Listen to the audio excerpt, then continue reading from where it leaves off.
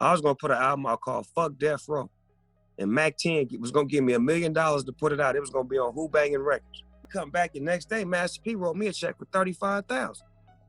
So I'm like, oh, I like this nigga's style. You know what I'm saying? So now he called me to his office. He said, what you working on?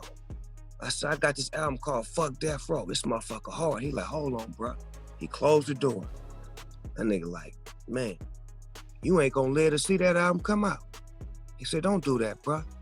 You can't make no record talking about Death Row. There was a moment in the late 90s when Snoop Dogg nearly declared war on the label that made him a star. An unreleased diss album, $1 million offer, and a threat that went far beyond music. Death Row wasn't just a record label, it was a power structure built on fear, loyalty, and silence.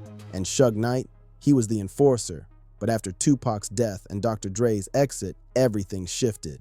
Snoop felt cornered, financially, creatively, even physically.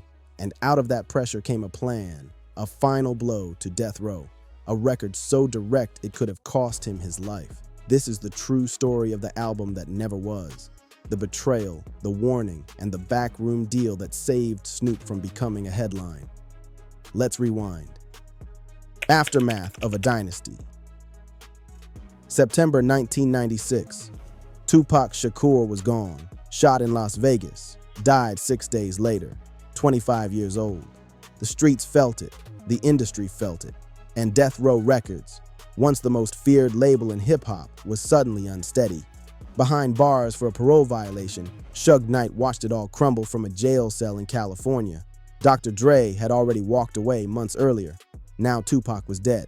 That left one major artist still standing under the Death Row banner, Snoop Dogg. But Snoop wasn't celebrating. His second album, Tha Dog Father, had just dropped in November '96. It went double platinum, but without Dre's production and Pac's energy, it didn't feel like a win. The beats were softer, the edge was missing, and Snoop was tired of the violence, tired of looking over his shoulder, tired of rapping for a label that felt more like a trap than a home. Then came February 1997. In an unexpected move, Snoop appeared with Puff Daddy at the Steve Harvey Show in Los Angeles. Two former rivals, West Coast and East Coast, standing side by side, calling for peace. For many fans, it was a powerful moment. But inside the walls of Death Row, that gesture looked like betrayal. Suge wasn't the kind of man to forget moves like that. Even locked up, he still controlled the label, still had ears on the street, still had reach. Snoop could feel it. Something had changed. There were delays with his money, less support for his music, less communication. The air got colder. He had been loyal through everything. Court cases, beef, even murder accusations. But now he was isolated. No Dre, no Pac, just Snoop and Suge's shadow. And with each passing week, it got clearer. Snoop wasn't just being pushed aside. He was being boxed in. What would you do if the label that made you famous suddenly felt like your biggest threat? Drop a comment. I want to know. Suge's control and Snoop's rebellion. Even from behind bars, Suge Knight still ran Death Row like a warlord. The phones kept ringing, the orders still moved, and every artist under contract knew Suge's reach didn't stop at the prison gates. For Snoop, it started with silence, calls going unanswered, studio sessions canceled. Then came the money, or lack of it.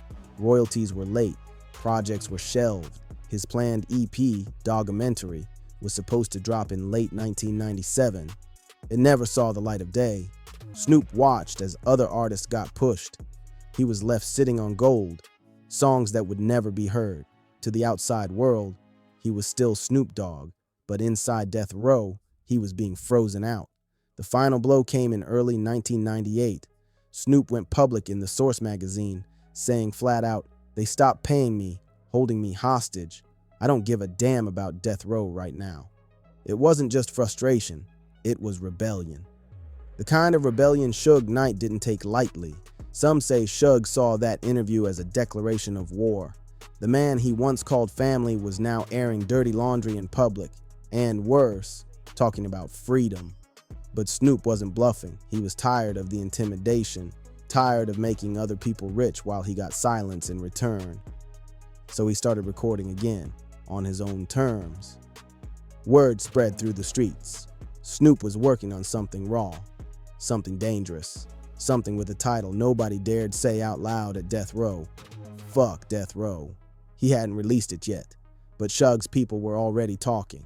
If Snoop dropped that album, it wouldn't just be music, it would be war. Would you risk everything to get your freedom back, or would you keep your head down and survive?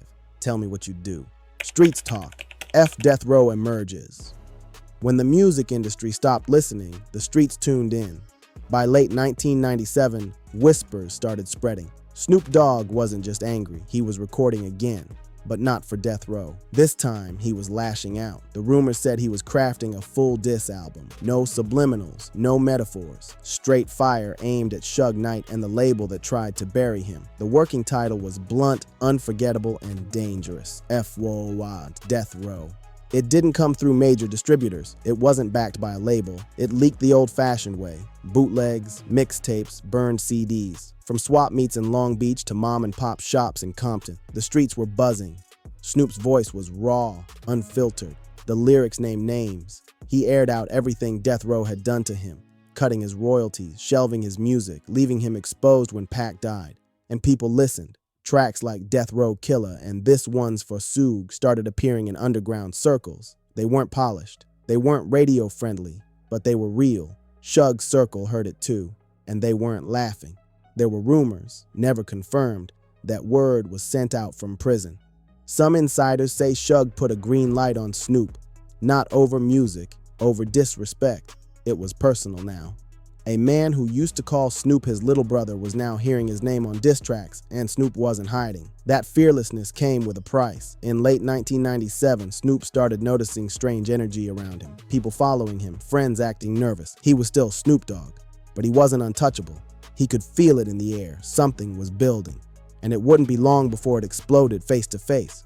What would you do if every lyric you wrote might put a target on your back? Speak your mind or fall silent? Because people smart enough to know that I wasn't ready to go to war. I just was vigilant, and I was like, fuck that, I gotta defend my pride, but my pride would've got me killed. When sometimes you gotta be smarter than the average bear, you gotta know and understand why you're here. And I needed him as a big brother and a mentor to pull me out of that bad environment. Showdown. Snoop ambushed backstage. Master P steps in. It happened fast. Late 1997. Industry event in Los Angeles. Snoop had shown up solo. No security detail. Just a couple friends and a calm demeanor. But behind the curtains, that calm shattered. A group of men, faces he recognized from the Death Row days, cornered him backstage. Tension filled the room. There was no shouting, no posturing, just silence. And stares that said everything. This wasn't a business disagreement. This was a warning. Snoop stood his ground, but even he knew this wasn't going to end with words. Then suddenly, the hallway shifted. Another crew entered. Military energy, no hesitation. It was the No Limit camp, led by C-Murder, sent by Master P. They had been watching over Snoop for weeks, quietly, from a distance, and now they moved with purpose. The Death Row goons backed off. No Limit stood firm, no punches thrown, no guns drawn, but the message was clear. Snoop wasn't alone anymore. That moment wasn't just a save, it was a shift. Snoop had powerful friends now, and Master P wasn't just offering muscle, he was offering an escape. No Limit was blowing up. From New Orleans to nationwide, the label was unstoppable, and Master P had bigger plans for Snoop than beef and bootlegs. This wasn't just about protecting an artist, it was about positioning him for freedom. Because Snoop didn't just need security, he needed a deal, a contract, a way out. And Master P had already started making calls. Would you recognize a lifeline if it came wrapped in gold chains and camouflage? Snoop did. And for the first time in months, he had hope. So Master P makes a move. By early 1998, No Limit Records was more than a Southern powerhouse. It was a machine. Master P had built an empire from nothing, turning mixtapes into millions and loyalty into leverage. And now his eyes were on Snoop Dogg. You know, I mean, I'm about doing what's right, man. And I told Snoop, you know, whatever you say about Suge Knight, that man did put you on. He put you in the game. And so doing that would be a bad move because it's all about integrity. You got to be thankful. And I think a lot of people don't look at it like that. They not thankful for the opportunities. If you're not the boss, then whoever the boss is, they giving you opportunity. Now, when you get your own company, and that's what I was telling y'all, when you get your own company, you can do whatever you want to do. And that's what I told them. I said, when you the boss, you can do whatever you want to do. You need to go boss up now.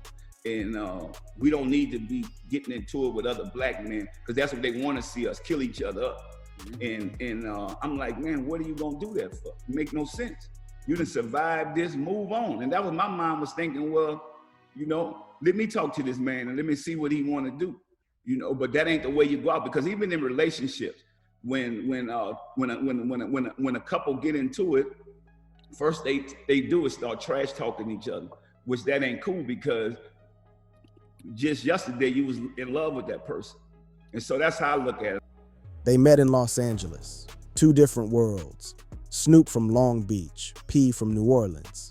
But the chemistry was instant. Snoop was drained. He'd been through lawsuits, murder trials, label politics, and the loss of two friends.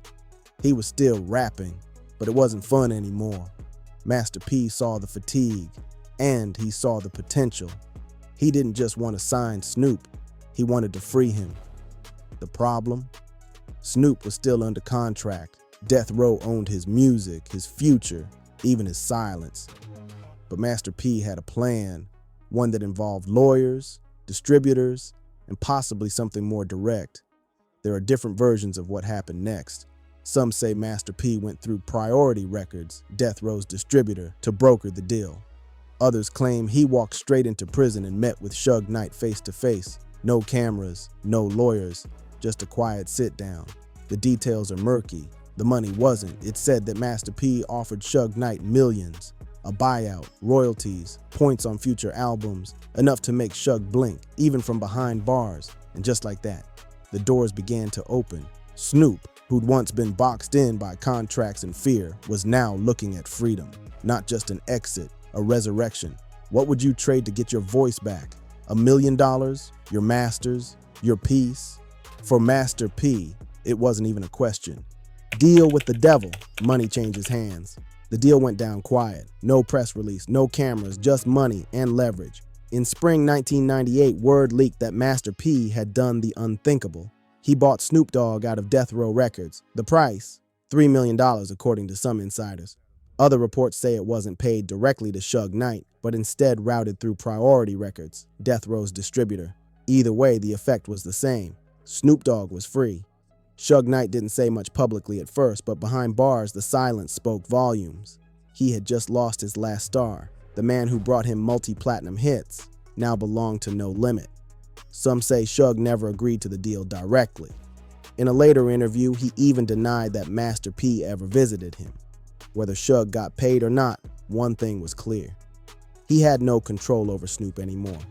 For the first time in years, Snoop could breathe. No more withheld checks, no more intimidation, just beats, verses, and opportunity.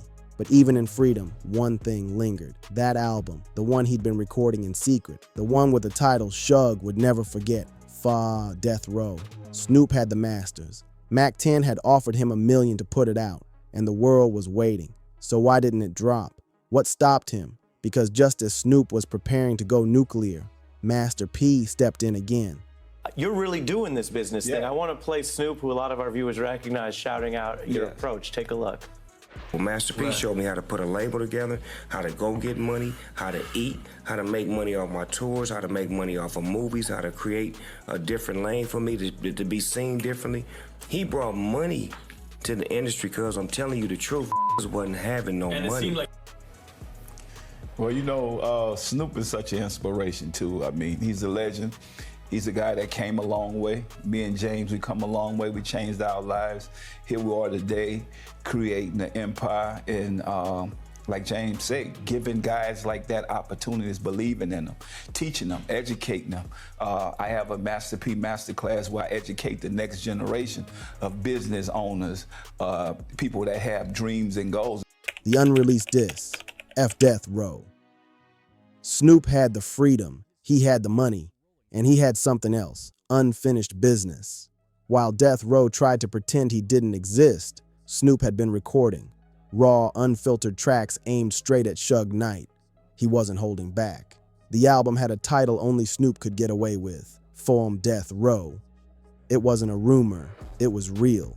The project was being assembled with help from Mac 10, the West Coast rapper and head of Who Bangin' Records. Mac had offered Snoop $1 million up front to release it.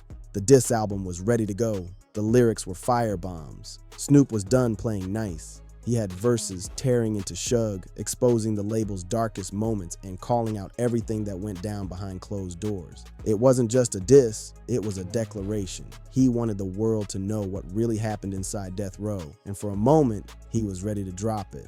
But he didn't, because the moment he played it for Master P, everything changed. Snoop had been riding high on emotion, but Master P brought him back to reality. Releasing Female Death Row might have won the battle, but it could have cost him the war and his life. Snoop listened. He shelved the album. No leaks, no press, just silence. Sometimes the most powerful move is the one you don't make. If you had that album in your hands, would you have released it, or would you have walked away? That'd be a death sentence. Master P's warning. The studio was quiet. No engineers, no entourage, just Snoop, Master P, and a decision that would change everything. Snoop had just played the FOD Death Row album in full. Hard beats, harsher lyrics. It wasn't just aggressive, it was personal. He looked at Master P, waiting for approval. Instead, he got silence. Then P leaned in and said what nobody else had the courage to say. It wasn't a threat, it was a warning. And it came from a man who'd seen how fast things go left in this business. Master P wasn't interested in scoring points or making headlines. He was building something bigger: wealth, ownership, legacy. And he wanted Snoop alive to enjoy it. So he told him the truth. Let it go. Not because Suge deserved mercy, but because Snoop deserved peace. For a moment, Snoop was torn. He'd poured everything into that album. Anger, betrayal, years of silence. But then he thought about his kids, his future, his life. He walked away from it all. The tracks were shelved, the masters were locked away. In fact, Death Row became the album that never was. But in that silence, something powerful happened. Snoop was no longer fighting to survive, he was ready to evolve. When was the last time you chose growth over revenge? Snoop did it that day, and it saved everything. Rebirth as a no-limit soldier with Fed Death Row. Shelved and Suge's grip finally broken, Snoop Dogg began his next chapter, and this time, it was on his terms. He signed with No Limit Records in 1998, officially joining Master P's growing empire. Out went the doggy, in came the No Limit Soldier. His debut album under the new label, Dog Game Is To Be Sold, Not To Be Told, dropped on August 4th, 1998. The critics didn't love it, but the streets did. It debuted at number 1 on the Billboard 200 and went platinum in under 2 months. Snoop was back, not just as a rapper, but as a brand. He learned from Master P how to own his name, license his image, and build beyond music, movies, clothing, cannabis, tech. Snoop evolved into something Suge Knight never saw coming. Death Row, meanwhile, withered in the shadows. Suge was still behind bars. The label released old Snoop material without his blessing, like the Dead Man Walkin' album in 2000. A petty move, a final jab, but it didn't matter. Snoop had already moved on. Snoop didn't just forgive Suge, he beat him. By February 2022, in a full circle twist, Snoop Dogg acquired the Death Row brand. He now owns the label that once tried to control and possibly destroy him. He didn't win with disses. He didn't win with violence. He won with patience, vision, and evolution. Suge Knight remains behind bars, serving a 28-year sentence. The empire he built is now in the hands of the artist he once tried to silence. Snoop didn't drop FDR's Death Row. He didn't need to. He outlived it. If that's not the real revenge, what is? The power of walking away. Snoop Dogg could have gone scorched earth. He had the album. He had the platform. He had the motive. Fought Death Row would have made noise, but it also could have cost lives, including his own. Instead, he chose silence. He chose strategy. And with Master P's guidance, he rewrote his future. He went from being boxed in to being the boss, from being hunted to owning the label that once tried to break him. That's not just survival, that's mastery. Suge Knight, lost his grip. And in the end, it wasn't bullets or diss tracks that undid him. It was time, consequences, and a man he underestimated. Snoop didn't beat Suge with anger. He beat him with patience, growth, and paperwork. So here's the real question. What would have happened if that album dropped? Would the West Coast have gone to war with itself? Would we even still have Snoop today? Let us know in the comments. And if this story gave you a new perspective on hip-hop history, hit that like button and subscribe, because this isn't just about music, it's about legacy and how sometimes the most powerful diss is success.